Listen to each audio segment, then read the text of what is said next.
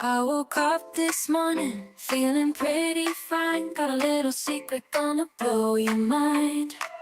In the corner of my room, where the lights are dim, got a little buddy and he's one cool chameleon. He's got reds and yellows and greens. Oh my, blending in with the colors, catching all eyes. He changes with the mood like a living disguise. Got a chameleon friend, the ultimate prize. Keeping chameleons, it's so much fun. Watching them change in the summer sun. The colorful companions always by my side. Keeping chameleons, it's a colorful ride.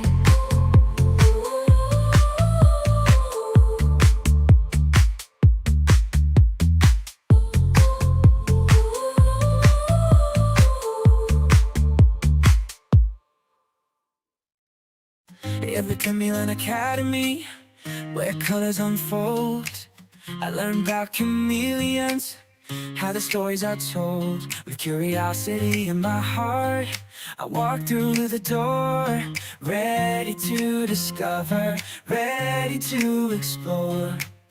Met some friends that day, their love was shining bright, eyes filled with wonder, hearts like dynamite. We bonded over chameleons, they were just like me.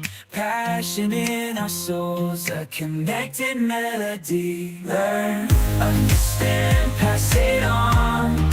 Chameleon love from dusk till dawn. The Chameleon Academy, we're all family strong.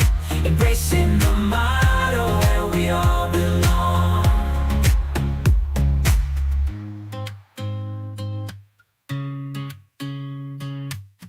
Seeing the motto where we all belong. Oh, yeah, seeing the motto where we all belong.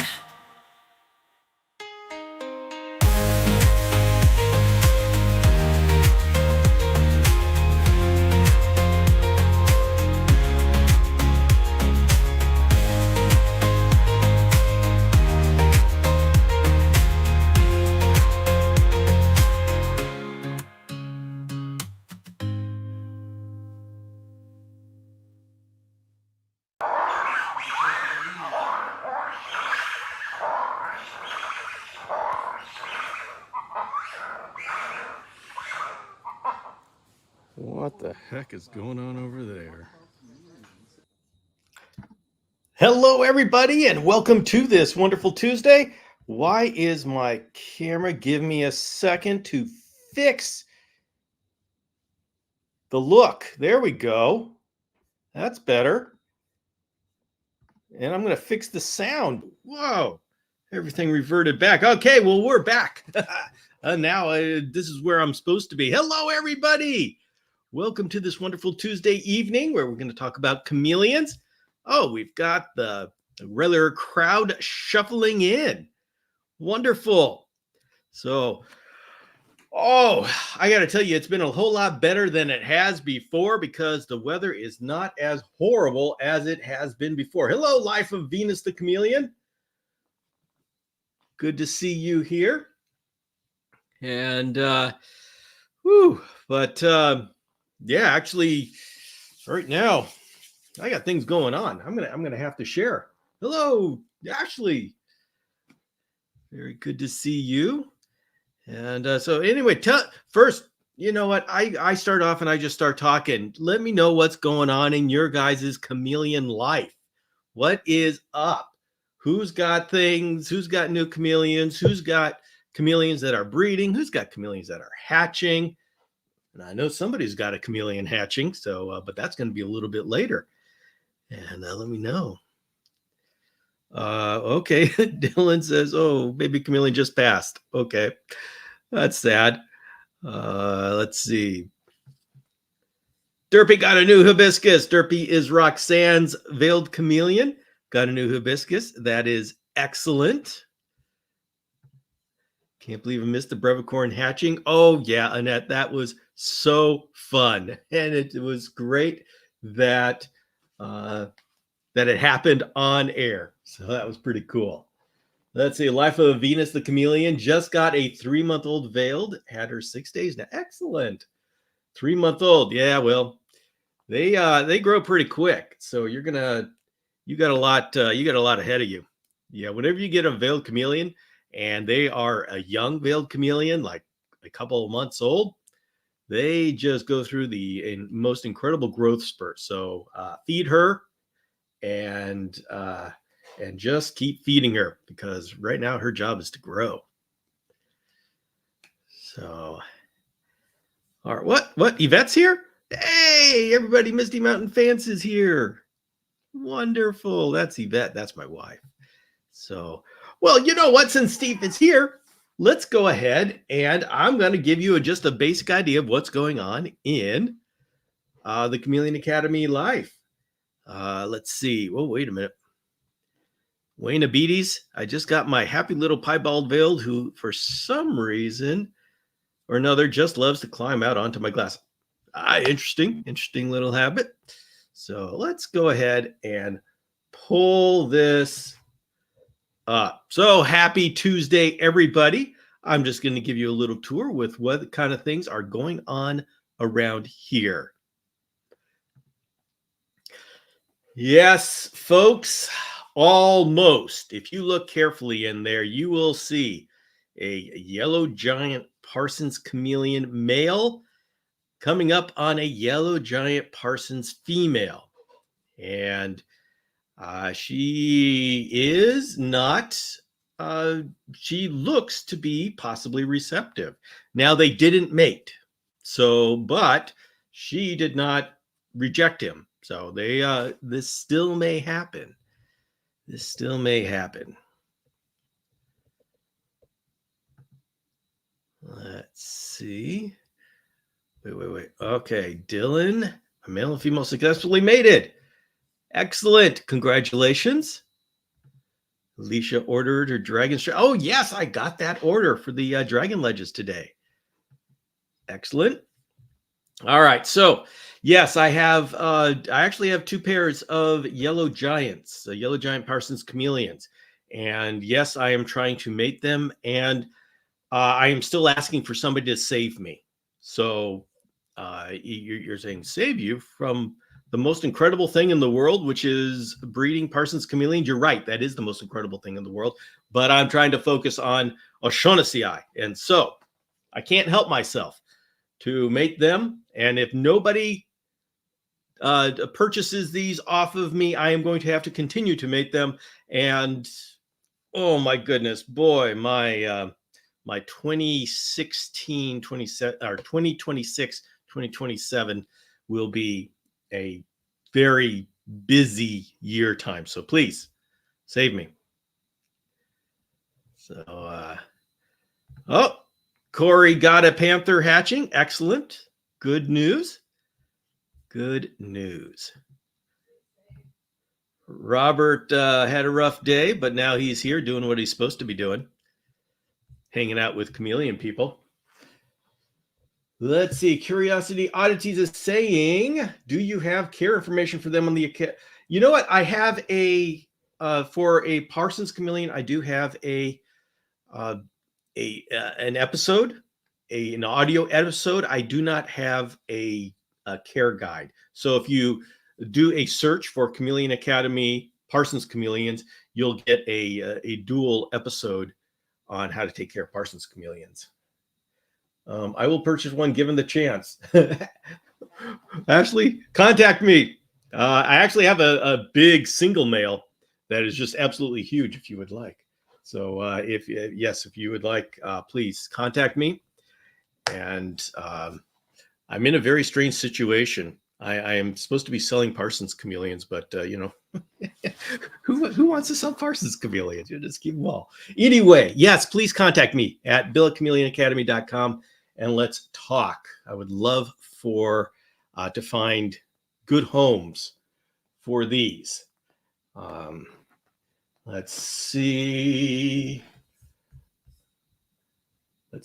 Et Lee just purchased my Panthers Forever home, Chameleon Academy Arboreal L. Excellent. That's great to hear. Great to hear. Oh yeah, I am having a grand old time with mine. So,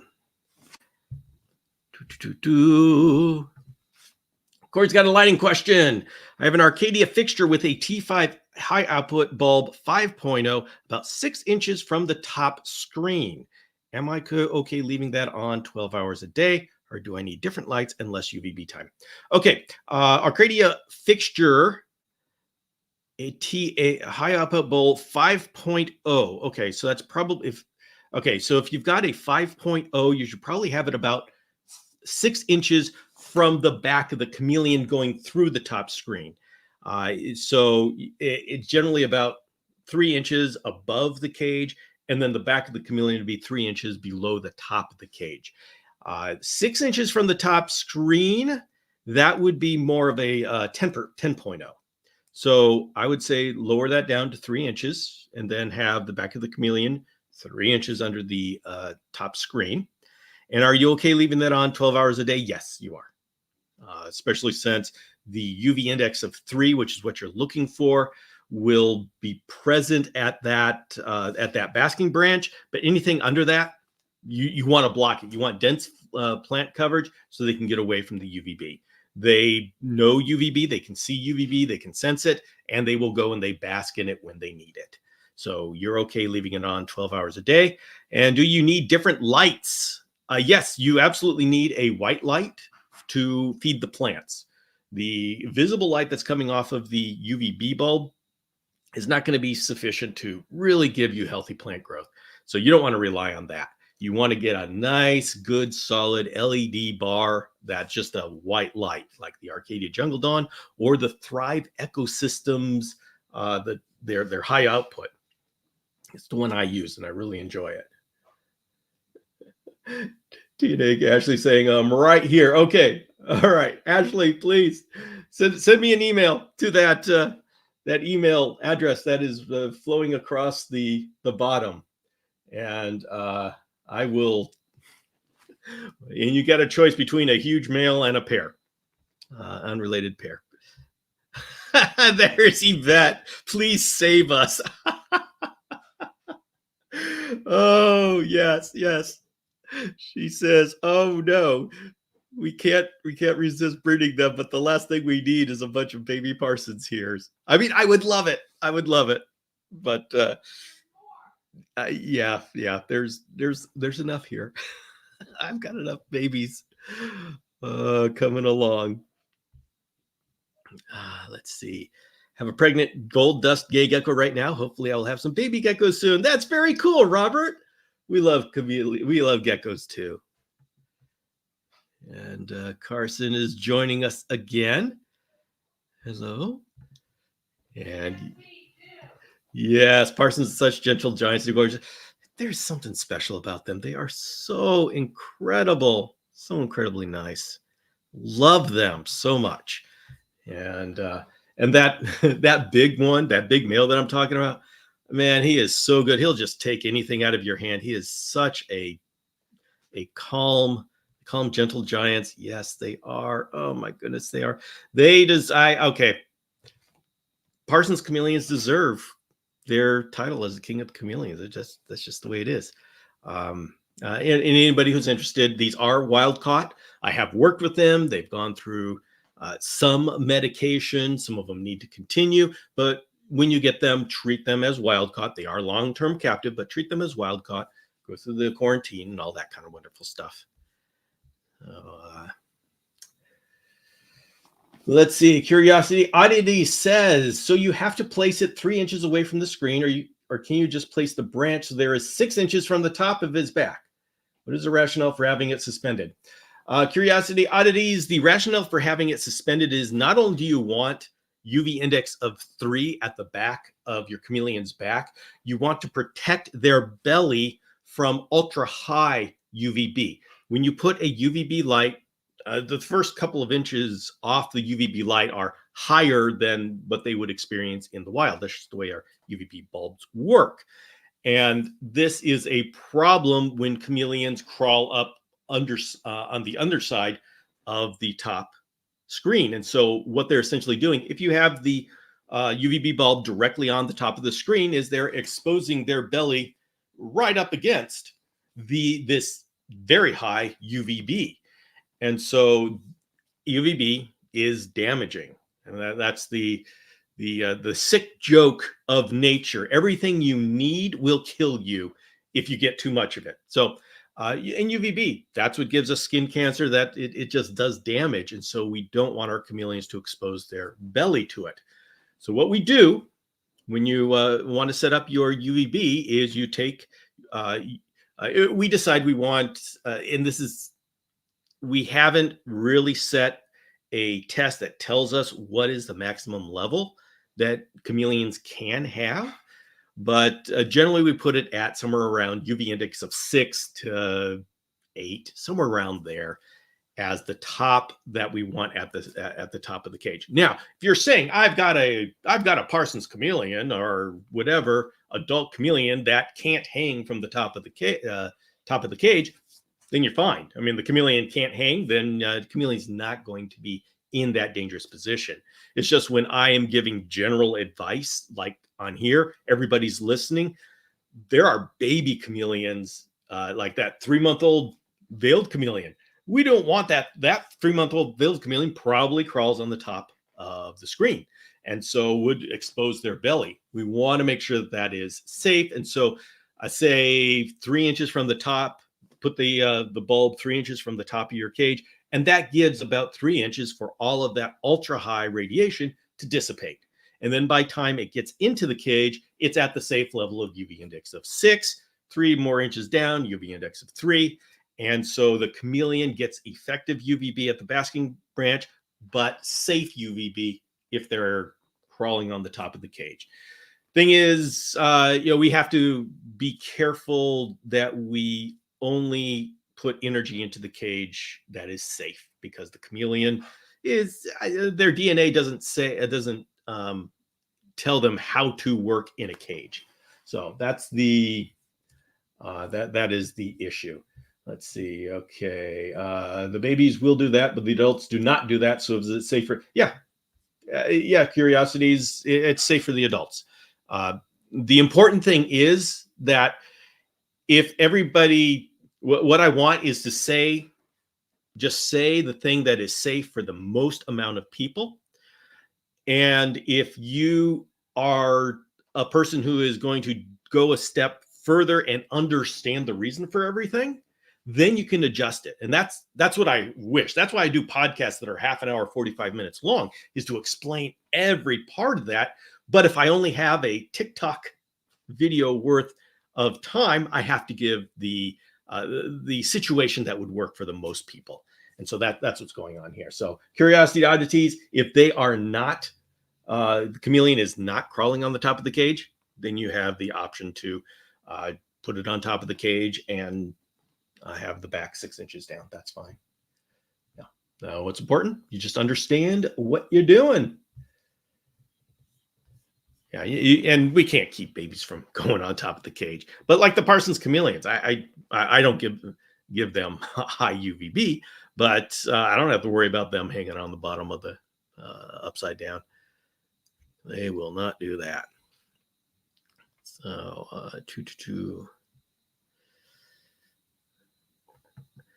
too much of a good thing is always bad. Yep, by definition, that is true.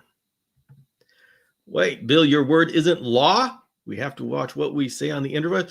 I don't know, Wayne Abides. You can go ahead and say my word is law. Go ahead talk about King Bill out there. That'll make you really popular on the interweb, so I'll love you for it. But now, when you're, see, the thing is, when you're you're educating and you're presenting something as this is what you should do, you have a responsibility for how people interpret that. And so you got to realize people don't always dig deep into what you are saying. And so you've got to, I have to account for people just taking what I'm saying on face value and running with it and not thinking about it. So I am careful. But by the same token, I understand what I am saying and why I am saying it. So you at any time can do what Curiosities did and said, hey, Bill, wait a minute, explain that to me. If anything I say, you want it explained, ask me. I absolutely love it when people dig deeper. And so we'll have that conversation. And please ask me that conversation here on a live session so I can share it with everybody. I'm not in DMs. I type too much in my life. Do you ever see Parsons climb upside down? Oh yeah, they'll climb upside. I mean, they usually don't. Parsons are not the type to do acrobatics. They kind of hang out. Now, when they're in a mating situation, yeah, I've seen Parsons, like the females, say, no, I don't want to have anything to do with you, and I'm going to swivel upside down. You can't get me down here. Okay. So yeah, so they can go upside down if they want to, but they generally don't. And of course, they can't get their claws in on the screen like a baby can. So they don't do that. So like on branches, are they too? Well, it depends on the branch. So yeah, generally they don't want to go upside down. They're not acrobats, not like panther chameleons. I mean, my panther chameleons are all over the place, all over. Let's see. Hey, hail Bill, the all. That's right. I need to start my own cult here.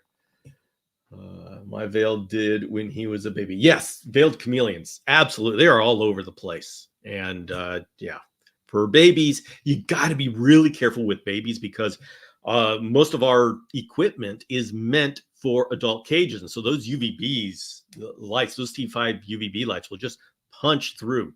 They'll irradiate your entire baby cage if you have a small baby cage. So we've got to be careful about what kind of energy we put into the baby cages. Bill, I just received my second Reptibreeze enclosure and I'm ready to start setting it all up, but I want to go for a bioactive setup. Do you have any suggestions for the setup? Chris? First thing I would do is go to the DIY Chameleon guides and look for the episode where we made a lay bin. That's like a couple weeks ago. And build yourself at least a foot tall lay bin so you can get a good amount of soil in there. You can have the bottom just regular soil and then your special bioactive soil on the top. You can plant plants in there. But when you do that, then you can just put the cage on top of your lay bin, which is essentially your bioactive, and that is so convenient. It gives you a lot of planting space, so that's what I would suggest. And I would suggest making sure that your chameleon is parasite free before you do that.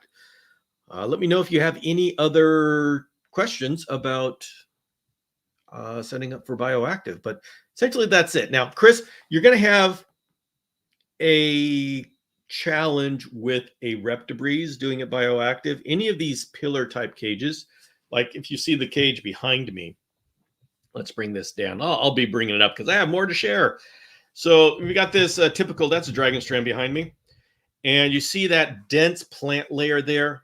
See, the problem is with these cages, and the Reptibreeze will have this problem, is all of the light up there gets blocked by the dense plant layer. And that's exactly what we want to happen because we want the chameleon to be able to get out of the light.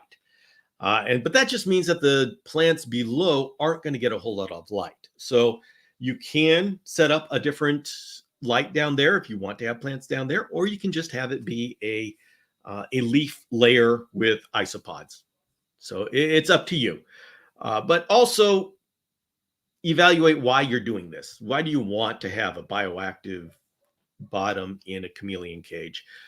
For something like a panther or a veiled, they don't care so much about it. It's not going to help them. And so it's really just for your enjoyment. And the problem is these cages, these pillar type cages, don't lend themselves to a lot of what I call terrarium gardening. And I love doing the terrarium gardening. I mean, you see me doing that with the arboreal series that I got from Custom Reptile Habitats. So you just take all those things into consideration. But my suggestion is create a lay bin box that's foot tall that you set your cage on top of, and that way you don't use the cage space for 6 to 12 inches of soil. Let's see.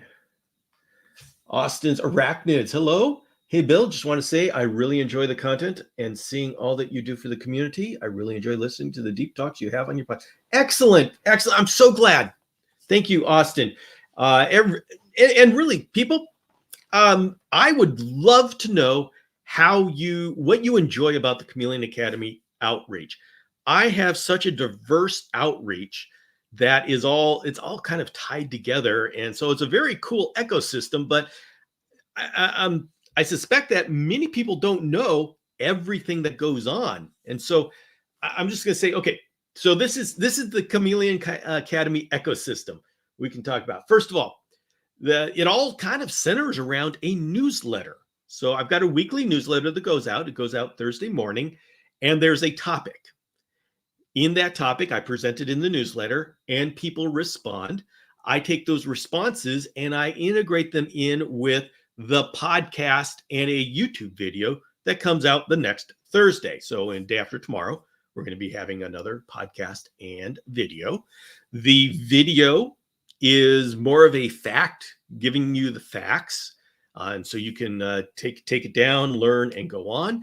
While the podcast goes into more detail. I give backstory. I give details. I do a lot of talking. So if you are wanting to get information, well, the video is great.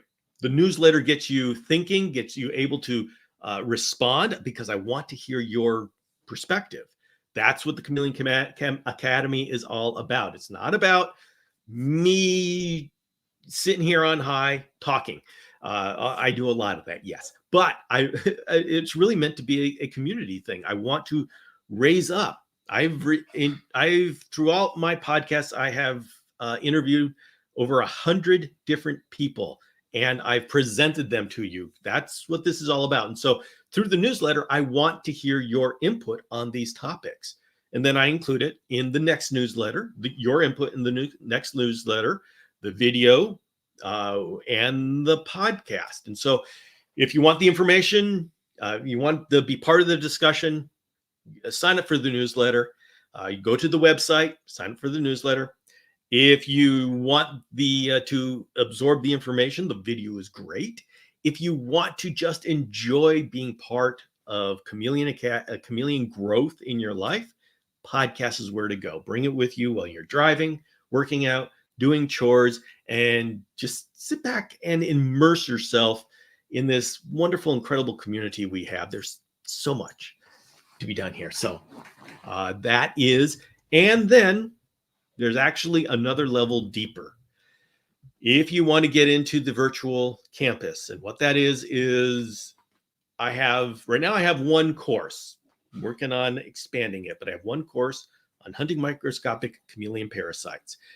If you get part of that course, you buy that course, you become part of the virtual campus, which is an virtual educational area.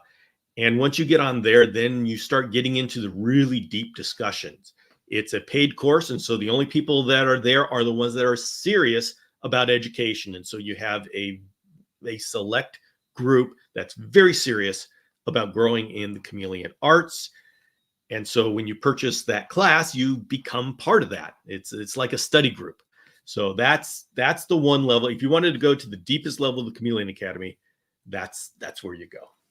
So and you can find all of that on the website, or ask questions here. I'd love to talk about all of this that I've set up, because like I said, it's all about the community. So love answering questions about that.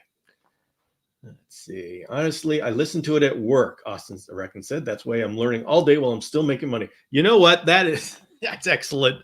Excellent use. Excellent use. Oh, wait. Corey named my hatchling Eric Cartman. Excellent. I don't know Eric Cartman. I know Eric Cartman. All right. I'm sure people out there understand the significance of that. Unfortunately, I am lost. Chameleon Academy, would you wait a day or two to feed chameleons after a dose of medication? Mikey, I would offer it. and just let them make the decision. They may or may not, depending upon how the medicine has hit them. I've had chameleons that just eat, have no problem. But then I have chameleons that just get off. And this is like they're off, like the medicine hits them wrong. So I'd offer it and see. I just posted some pictures of our nursery cages on the parasite cards. Oh, well, then I've got to go and check that out after the show. Kate Tids says, I'm curious if a paludarium with fish underneath the enclosure would work similar to a bioactive isopod enclosure. What you're going to do, you're going to get poop into the water. And so it would work like a bioactive isopod enclosure only if you had organisms in the water that would eat the poop. So I haven't heard of that, but I don't know my fish well, so I'd have to leave it up to you to decide how that is. Thing is, with water down there, you have to filter it. And that's the big thing. We in the chameleon community, oh my goodness, we love water features. We would love to put water features in with our chameleons. It just never works well. It's always too much work for the benefit you get out of it. And we generally abandon the attempt of putting water features in with chameleons. That's just the way it goes. Sooner or later, someone is going to make it work, but we haven't yet because it's a mess. But we'll have to sign on tonight and look. I know they're amazing nurseries. Yes. Sign on. And this virtual campus that I'm talking about, it's designed to support the course. And so when you go on to the course, you're taking these lessons. You can do it at your own pace, but there's a comment section there. If you post a question about any of the lessons in that comment section, I get it and I answer. And when you're outside of the class, you're part of a discussion group where we talk about the parasites and what we're doing, what we're seeing. And so you can see it in action. And so that's the best way to learn. Now, there's also some general purpose places that we just hang out and talk about stuff. So that's what they're talking about right now. It's a nice place to be. All right. Bill, toad I added to my bio. Okay, yes. Tripled in size and thriving eating isopods. Yes. They will love to eat isopods, and your chameleons will love to eat isopods once they figure out they're there. They love those isopods. I am interested in the single male parson. George, then please send me an email to bill@chameleonacademy.com. Definitely. Please, anybody, send me an email there and let's talk. I will send pictures. I will send all sorts of stuff. Have you noticed that chameleons like to choose a space to poop in, and they typically will use that same spot whenever they go, at least for the adult chameleons? Curiosities I have noticed. There are reports of Miller's chameleons doing that in the wild. I have anecdotal reports of chameleons doing that in captivity. And I have these chameleons that love to poop in their food dishes. And so that's what I've noticed. So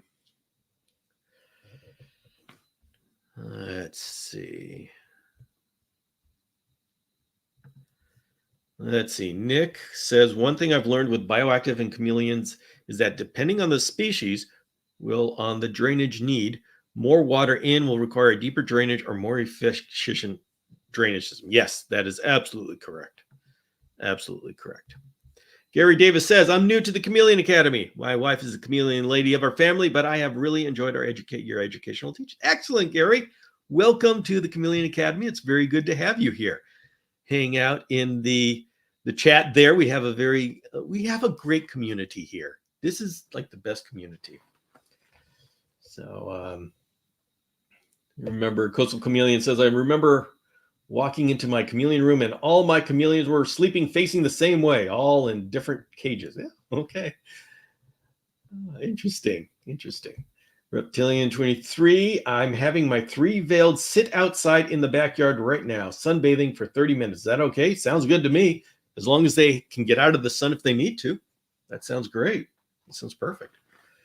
Do they go in the food dish if you move it? Curiosity oddities? Yes, they do. There is something about the food dish that is, there's something going on there. It's possible that it's we don't know if it's a manipulation with parasites. Don't know. There's something going on there. Do not know.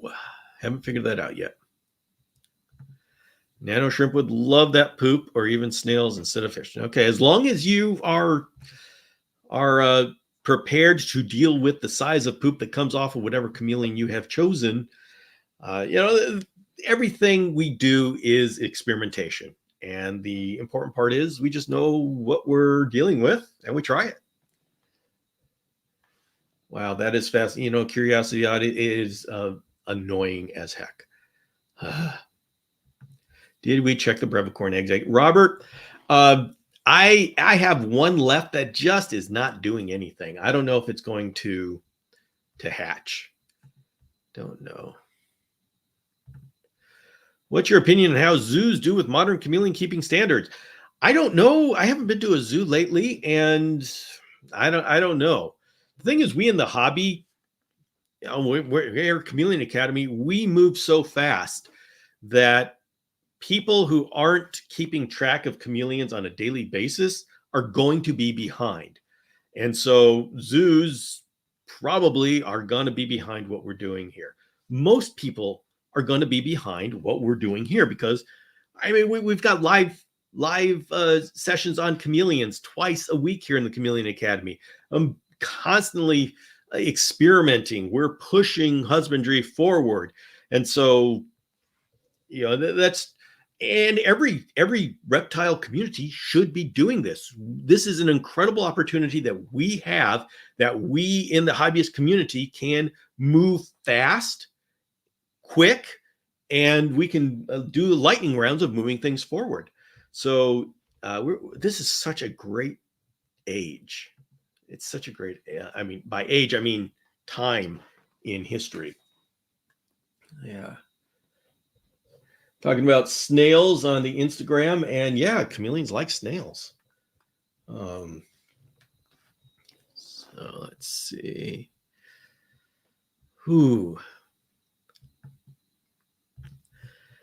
Julio Murillo, are there any chameleons that are smaller than the carpet chameleons? Oh yeah, there's lots of chameleons. All of the Brookesia, and even the Kaluma Botgeri and the Nasutum complex. There's a lot of chameleons that are smaller than the carpets. Yeah. So, nice haircut, Bill. Yeah. Thank you, Randy. I got it cut today. Okay. All right. We need to go on to the next slide. Okay, there is the update on my little Brevicorn babies. The first two are the same one, and he just loves his alocasia leaf. It's kind of funny. So Reptilian 23 says, is it true there are about 202 chameleon species in the world? That is correct. That is correct. There are over 200 species of chameleons, recognized species, and there's still more to be sorted out. So yeah, scientists are on the move, making things happen. Best temperature for panther eggs? Who knows? I've used 72 degrees Fahrenheit as constant, but then when you start getting into diapods, you can play with the incubation. There's still a lot we need to figure out about incubation. So I would not be able to say what is the best temperature. I will be able to say that I've used 72 successfully. And Steve Hefner has number 2 hatching Brevicorn. Congratulations, Steve. We are very excited, and Steve's are not related to mine. And so as long as everything goes well and they are strong, we're going to be able to mix and match and see if we can get some F2, a true F2 generation of Brevicorn going, which would be really, really cool. Really cool. So let's see. Congratulations, Steve Hefner. He is there. Everybody congratulate Steve Hefner. He's in the chat. Need to let him know he's doing awesome. Let's see. What is this? Bill, have you heard of ChatGPT? If so, what do you think of its chameleon knowledge?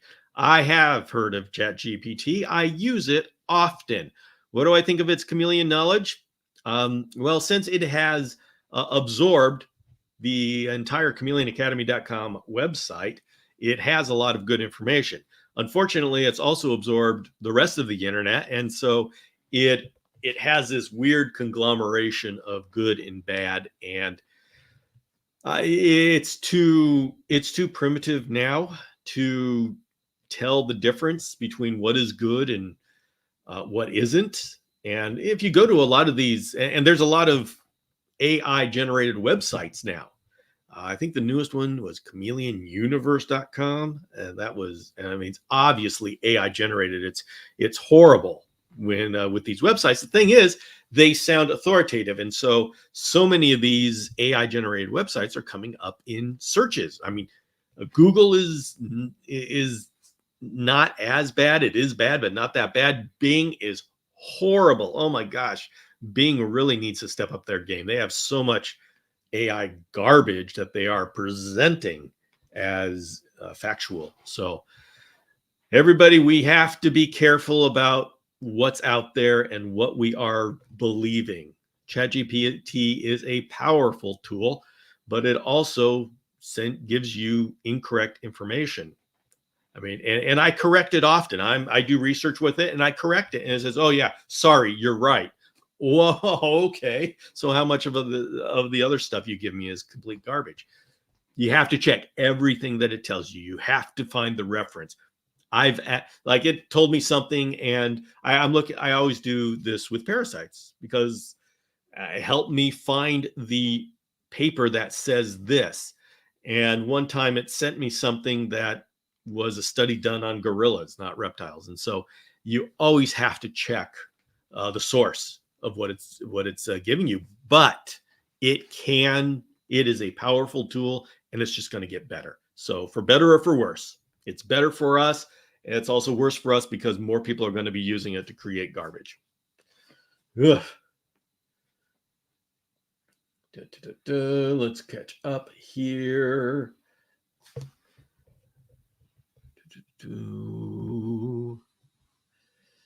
Let me catch up on the chat. Everybody hang tight.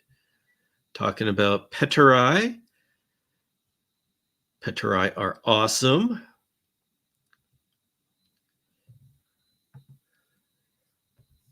How do you guys water your isopods and chameleon in the same enclosure? Would I have to worry about overwatering? Andrew, you don't have to worry about, as long as you're giving your chameleons proper hydration, the isopods are going to get it as well. What you're going to have to worry about is making sure you have drainage. And so all of the water that you throw in doesn't just saturate the soil. That's the one thing. Hey, Eliza Ann is here. Wonderful. Oh, Steve has a new baby. Yes, it's very exciting. Isn't he cute? Boy, mine are very brown. Steve's have more color on him. I mean, they all grow up, so we'll be fine. Bill, rumor has it that James flipped the script for tomorrow's DIY Guys episode. Yes, everybody. Tomorrow morning, DIY Chameleon Guys, 5 a.m. And yes, James flipped the script. I was all ready to talk about drainage trays, and he said, "No, wait a minute. You know what? I got questions for you." And so we're going to do something different tomorrow. We just got to roll with it. When James gets an idea in his head, he just goes with it. And it's all, of course, it's always fun. It's always fun just to see what comes up. You know what goes on in James's garage? Well, it doesn't stay there because it goes over on the internet to everywhere. But anyway. Oh, we have on Instagram people talking about incubation. Excellent. I love it when people are helping each other. Well, man alive, I've missed you all. It's wonderful to be with so many wonderful people. Yes, and it's great to have you. Love it when you come by. All right, what's next here? Okay, everybody, you know it. You're talking to me. So, hey, look at that. This is perfect timing here. So I'm buying a microscope on Amazon. The binocular 40 times to 2,000 times is good enough, right? That is perfect. You are going to be spending a lot of time with the 100 times, the 400 times, and 1,000 times is also good. But you only need 100 times, 400 times, and that's the compound. So it's both the objective and the eyepiece. So if the eyepiece is standard 10 times, and it's not always 10 times, but standard 10 times, and then you have the 10 times objective and the 40 times objective, that's going to take care of it most of the time. So, all right, everybody. It's Parasite ID time. I need people putting in the chat. What is it we see here? And yes, somebody would accuse me of having doing a lot with a certain type of parasite. But please give me some idea. This is about, I would say, 1,500 times magnification. So you're seeing some pretty small stuff here. But, yes, Genevieve, thank you very much. This is Coccidia.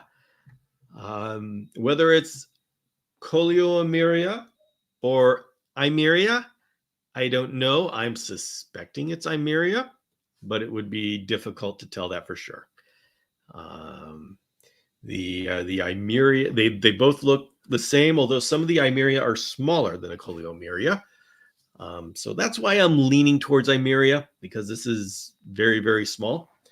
But there's a lot of species in genus.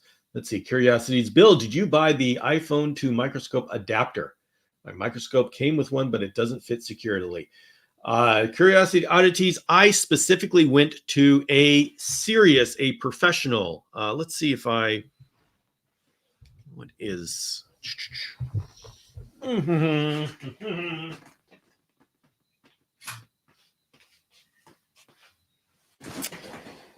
Yes, the one that comes with the microscopes are pretty cheap.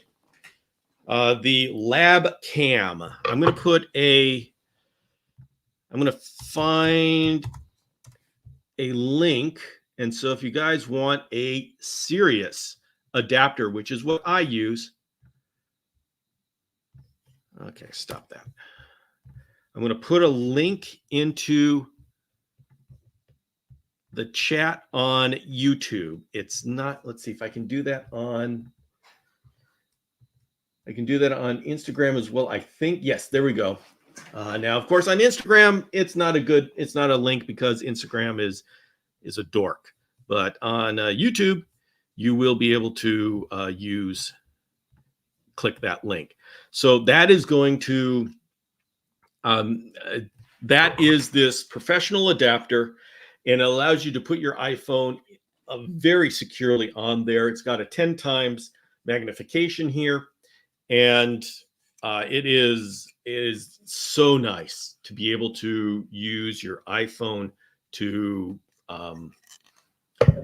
look at parasites. And the thing is, you can do the magnification.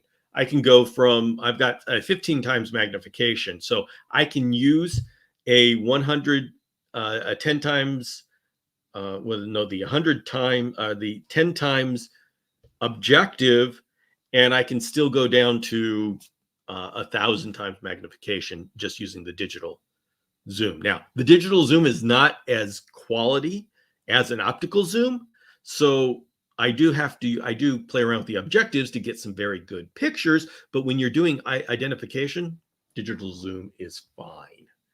So, all right. I need one of those. I'm too busy to learn to hook up. Oh, and it's not easy. Yeah, That I have a camera that I still have to hook up to my computer, just so I know how to do it. But boy, they don't make it easy. Yeah. All right, everybody. Next, what do we got here? All right, since we're kind of coming up to the end of the show, I'm going to go ahead and let you know what we got. No, actually, you know what? I'm going to go, okay, just give 1 minute for anybody to give me an idea as to what we're seeing here. And let's stick with the big ones. So, all right. Hookworm. Thank you, Mikey Ben. The one on the left is the like the elliptical one. That is the hookworm ova. Curiosity. He said pinworm. Yes, the one on the right is a pinworm. Thank you. And I can't put yours up because you're on Instagram, but know that I see you. So now, so on the left is a hookworm ova. On the right is a pinworm ova. They are both. See, this is the thing with nematodes. All you have to do is identify that it's a nematode, and they're all affected by the same medication. The pyrantel pamoate, the fenbendazole, or the ivermectin if you want to just go nuclear on them. And so when we, like on the left, is it a hookworm? Is it a strongyloides? Is it a rhabdias? We can go on and on, but the medication's the same. The only thing that happens is if you give the medication and the ova does not disappear, they could be in the lungs, not in the intestines. And so you got to know. Panacure, yes, curiosity oddities. Panacure is the marketing name for fenbendazole. And so those are interchangeable, Panacure and fenbendazole. I use fenbendazole because it's kind of like using the scientific name. But yes, they gave me Panacure for my nematodes. Yes, Panacure is a standard, and it's very effective, and it's very safe. The thing about Panacure, and you'll also hear a pyrantel pamoate. That's another one that's not as commonly used, but it does the same thing as fenbendazole. The only difference is it's hard to get exact numbers, but it appears to be a little bit safer than fenbendazole. And you're saying, what do you mean by safer? When a medication is safer, that means that it stays in the intestines. It doesn't get absorbed into the bloodstream like metronidazole, flagyl. That gets absorbed into the bloodstream. It goes across the blood-brain barrier. It just gets into every single bodily fluid. And so whenever a medicine is that bioavailable, it can cause a whole lot of problems. But if it stays in the intestines and it just messes up the nematodes in the intestines, it's safe. It's not going to go across the blood-brain barrier. So there you go. That's why some medicines are considered safe. Now, please, everybody, join that class of the class I have of hunting microscopic chameleon parasites, and you learn all of this. This is what we go over. There's so much to learn. Do we know how long these parasites can live on surfaces if you cleaned and unknowingly left bit behind, assuming that can happen since you can't see with these? Some of these parasites live a long time, like coccidiosis, easily a year. Some like a hookworm actually hatches into a worm and is infectious as a worm, and so the worms are susceptible to disinfectants and things like that. Pinworms, they stay as an ova, and they want to be ingested as an ova. So all these different parasites have different lengths of time that they can stay on the surface. It's amazing how many species are there. So these oas just sit and wait forever until conditions are right again, and soon they'll hatch out of their little shell. Yeah, they just sit around and wait until they get into, they detect that they are in the intestines of the proper host, and they go. Definitely do Koshik. Practicing names here. Definitely check it out. ChameleonAcademy.com, and you'll see a banner of the information. Please join us. Which disinfectants do you use? I like to use quaternary ammonium and the what is it? The hydrogen peroxide. It's the type of hydrogen peroxide. My brain is flaking. Dang it.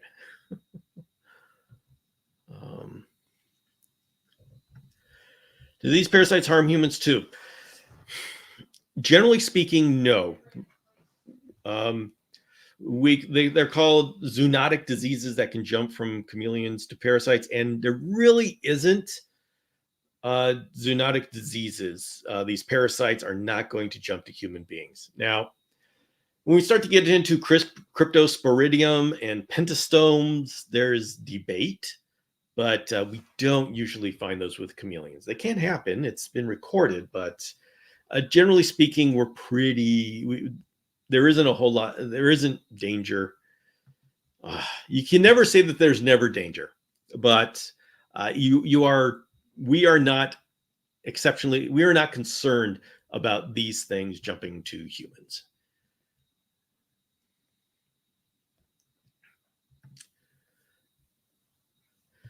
Correct me if I'm wrong, but I believe some parasites do not have age genes, so they ideally live as long as the host does.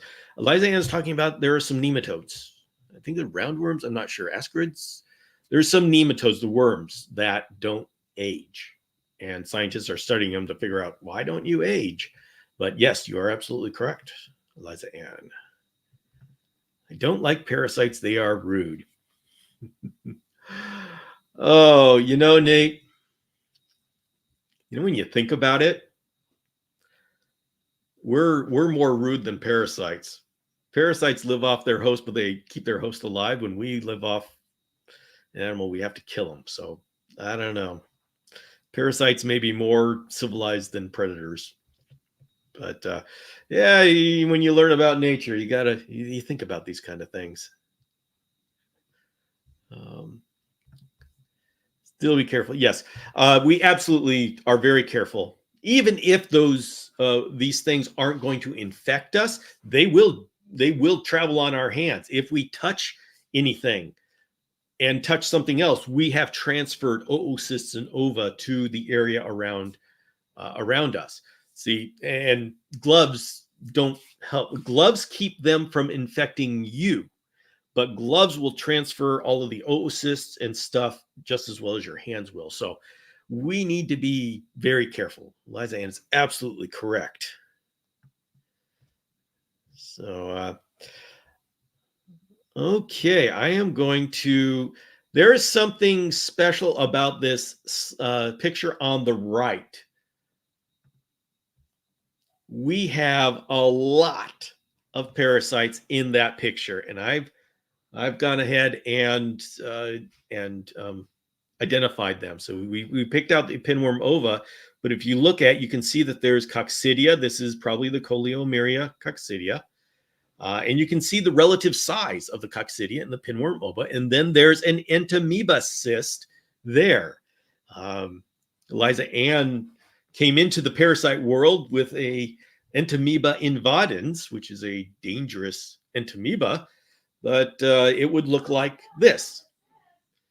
It would look like that entamoeba right there if you saw it under the microscope. Now, it's a challenge because it looks like entamoeba coli, which is not dangerous.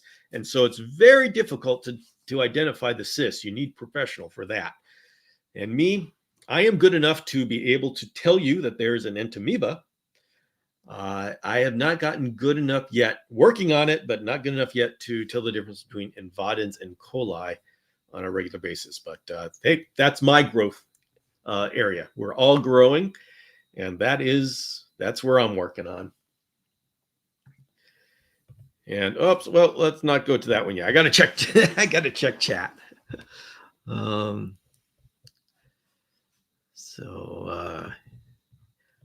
right. So is there any final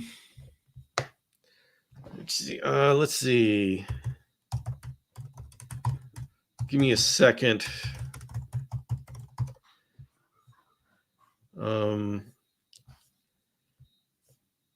Gosh, what is the oxygen? I have a brain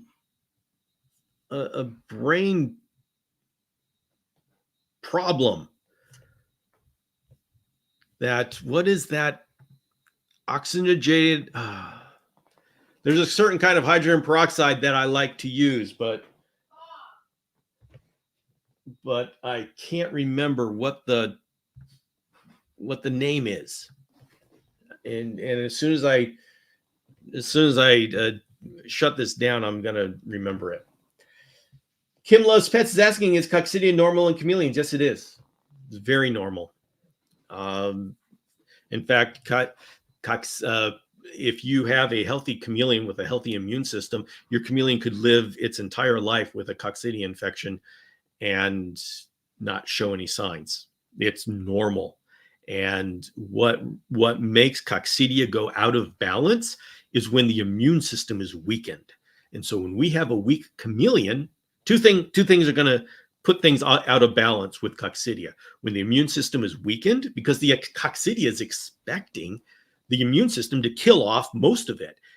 The coccidia, when it gets in, it will reproduce and reproduce and reproduce. It makes massive numbers, tens of thousands to hundreds of thousands of coccidia to try to get enough coccidia so you can get into the next host. But the immune system is just tearing them up. Immune system isn't letting this happen. And so it's when the immune system is compromised that the coccidia can go out of hand. And then the other thing that can make a coccidia infection deadly is in captivity, the chameleon is eating bugs that have been walking through the poop. And so it's getting like a lifetime dose of coccidia in one cricket because we've taken the reproduction capability of coccidia in the forest of Madagascar and we've put it all into a small cage. And so we're really putting things in the favor of coccidia. And by the way, they're not going to thank you. The coccidia doesn't want to kill its host chameleon. So it's not trying to kill the host chameleon. It doesn't want to. It wants that chameleon to be as healthy as possible. And so us putting it out of balance is not, the coccidia is not thanking us for that. So where can we check for the next live you'll be doing? Alan Eddie Rojas, I do live sessions on every week on Tuesday evening, 5 p.m. Pacific on Instagram and YouTube. And I do a live session every week on Saturday at 12 noon on YouTube. And so where can we check for the next live you'll be doing? Alan, the best thing to do is go to my newsletter. That is where you're going to hear every newsletter. I give you what the week schedule is going to be. And I'm going to pull up the link. You know, you go to my website, chameleonacademy.com, and you're going to find this. But I'm going to go ahead and put a link in the comment if I can find it. Check that out. Sign up. What happened? Sign up for this newsletter. Everybody sign up for that newsletter. What happened? Okay, something happened on my Instagram. Sorry about this, everybody. Let's see. Alan is asking, God, I am going to sign up. Excellent. In cases of recurrent coccidia infections, what environmental factors should be reassessed? And are there specific husbandry practices that could help prevent reoccurrence? Absolutely. That is a perfect question to ask right now. And yes, there is. The coccidia, for that infection to continue, it needs constant reingestion of oocysts. Now, oocysts may stay in the system and there may be residual oocysts, but for there to be a clinical level of oocysts, there needs to be reintroduction of this infectious material, which means it has to go out in the poop, it has to get attached to food items, and then into the chameleon's mouth. There is where you have the power. Clean up that poop the minute it hits the ground. Make sure that you clear things in the cage so the perching branches, there's nothing that the poop hits on the way down. Then clean up that area. Make sure that you feed in a way that the feeders aren't able to get out, run around, and get into any of the oocysts that may have bounced off when the poop hit the ground. So if you have a feeder run cup, and make sure nothing jumps out of it, you put the feeder run cup in, let the chameleon eat whatever they want to, then take that feeder run cup out after, say, half hour or whatever, then you are breaking that life cycle in that space. You're getting rid of the infectious material. You're getting rid of the carrier to the chameleon's mouth by taking away the food. That is a powerful way to manage a coccidia infection. Even if you don't know that you have an infection, do this naturally, and it really cuts down on the ability for any of these parasites to infect the chameleon. And then once you find out, yes, there is a coccidia infection, you go in with Panazerol. You just do the medicine to knock out the reproducing forms inside the body. And so between those three approaches, you can knock down your coccidia infection. And the important thing is, if you keep those as habits, the cleanliness, then you can knock out parasitic infections before they even get close to being clinical. So that's great habits. All right, let's see. Alan says, you make it so easy to understand stuff I've only seen in elaborate textbooks. I am glad, Alan. I'm glad you're enjoying that. Yes, everybody. Understanding parasites is an important part for us to go forward in chameleon husbandry. This is a growth area for our community, and I'm excited to be part of it. We in the chameleon community, we have this very aggressive growth opportunity here to do these things. We understand UVB. We dive into supplementation. We're understanding parasites. This is a powerful growth thing that we have here, where we're working with the community. So, okay. All right. Let's see. Oh, Marshan's got to go. Oh, Marshan's been having a rough time. All right. We'll see you later, Marshan.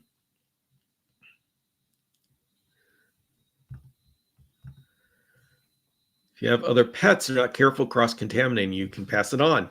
Quite common to get other. Yes, everybody, the biggest carrier of parasites in our collections are these hands.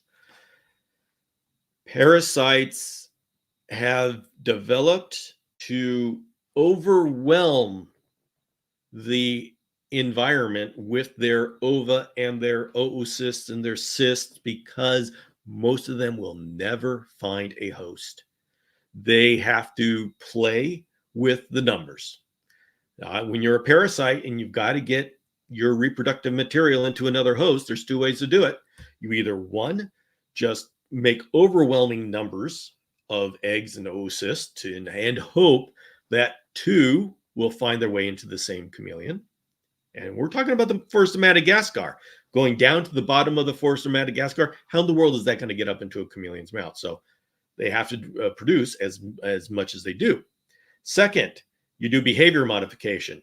Maybe this is why chameleons poop in their food dish. If they poop in the branches and the parasites control some hormones, then the chameleons then the poop is going to be up closer to where the chameleons get their food. That's a behavior modification, and that is not uncommon in parasites. So it's a fascinating world. But yes, everything in our house, when we walk around outside, say we clean off our cages outside and we then walk through the grass, well, our feet become carriers. Everything we touch, it's just it can get overwhelming, but we we just have to keep on top of things. So, are there any changes that can help the dietary changes or supplements help aid in recovery? No, Alan, not that I know of. I don't know of anything special that aids in recovery. And every medication, like the only thing what helps with, if you give medication, make sure your chameleon is very well hydrated. One of the biggest problems if you have a heavy infection is that the medication works and kills all of those parasites, and all of a sudden the chameleon's body is hit with all of this dead material, because all these parasites, dead material, and the body has to filter all of that. It's called necrotic shock. Sometimes it kills chameleons. Sometimes it'll kill any animal when you have all that dead material suddenly. So hydration is very important. So I'll say at least that's what I do know. So no, I missed the show. Yeah, but I just keep going on and on and on. Okay. All right, everybody, for the next week's topic, on Thursday, day after tomorrow. By the way, tomorrow morning, we've got the DIY Chameleon guys where James just takes control. That's 5 a.m. tomorrow morning on YouTube. Join me. Love to have you there in the chat for the first showing. The hardcore Illuminati are there, and we're all saying hello to each other. Thursday, the newsletter comes out with our new topic, which is going to be choosing the best chameleon cage. It's more than just a screen rectangle. There are things to consider, and so we're going to be talking about that. If you want to be part of this discussion, my newsletters are not just me sending stuff in your inbox. They're meant to be interactive. I give a topic and I ask for feedback. And in this newsletter, you're going to see the feedback from the people who gave me feedback for last week's topic, which was leveling up your chameleon husbandry. And you're going to see the responses in the newsletter. I am also releasing the video and the podcast for leveling up your chameleon's husbandry on Thursday. So Thursday's a big day. But to become part of this, just sign up for the Chameleon Academy newsletter. Go to the website. You're going to see it in the menu, newsletter. Sign up. And if you sign up today, you're going to be in time for Thursday's this topic. We're talking about how to choose the best chameleon cage. So, woohoo! Great night as always. And got to get that pod. Yes. And by the way, that podcast, everybody, if you're new to the Chameleon Academy podcast, it's on Apple Podcasts. It's on any podcast provider, Spotify, Apple Podcast, anyone that gives podcast. It's an audio podcast. It's a different medium. It's different from the YouTube, which is a video, and they are done separately. So it's on the same topic, generally the same subject, but I do it differently on the podcast. I love podcasting. I know YouTube is kind of grown big, but I can never let go of my first love, which is podcasting. And so, yes, that's my favorite. And I love the fact that we can just sit back. You can sit back, relax, and just listen, and we can talk chameleons. And there's so much that we can do in a podcast that I can't do on a video. On a video, you're sitting there, and it's just, it's just not the same. It's not the same. So I love podcasting. All right, everybody, it is time. All right, yes, you need to have coffee ready tomorrow, 5 a.m. Pacific. And we all really, you know what? We get up and we all just say good morning to each other. And yeah, we talk some chameleon stuff. We joke around, but really it's just starting the day off with the people that we like to be with. So you're welcome to join us at 5 a.m. Pacific, 8 a.m. Eastern, and on YouTube. But before that, the action item is join the Chameleon Academy newsletter, and you'll learn all of this. And by the way, Thursday, at 5 a.m. Pacific is when the Chameleon Academy, the regular Chameleon Academy about leveling up your husbandry, goes live. So it's 2 days in a row that you get up at 5 a.m. Pacific to hang out with your chameleon friends. So, whew. All right, everybody. My voice is starting to give out. Thank you very much for joining me and having a great night together. This is a highlight. It's always a highlight of the week to do these live sessions because I get to interact with everybody. So for all you hardcore people, I'll see you tomorrow morning at 5 a.m. Pacific on YouTube, and the rest of you newsletter. And I'll see you there for the news topic. And by the way, when you get this newsletter, please give me your opinions. And yeah, okay, I've got to edit it for what I include into the newsletter, video, and podcast, but I really want this to be an interactive thing. That's the magic of the Chameleon Academy. It's the one outreach that is designed to build community. And so that's why we're doing what we're doing here. So, all right, everybody, thank you. Oh, lights went out, telling me it's time to go. All right, we'll see you all tomorrow.